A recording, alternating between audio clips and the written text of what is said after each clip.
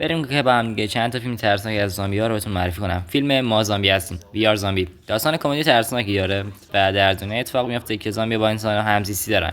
سه تا شخص اصلی در حال تلاش برای کسب درآمد هستن و با چالش‌های مختلفی روبرو میشن.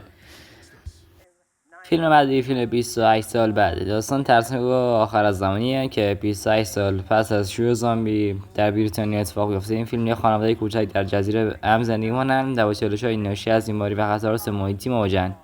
این فیلم ترسناک اصلا به این داشت خیلی خفن و که واقعا. فیلم بعدی The Worry The Die. داستان در مورد زامبیا و زندگی پس از مرگ.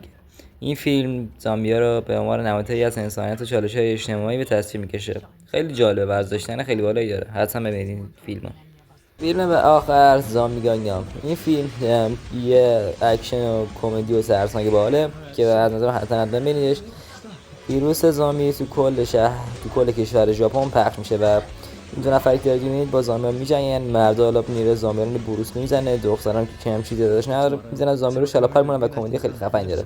این فیلم رو حتما ببینید. بچه‌ها اگه چیزی دیگه میخواد معرفی کنم حتما تو کامنت بهم بگید. تا فیلم بعدی خدا نگهدار.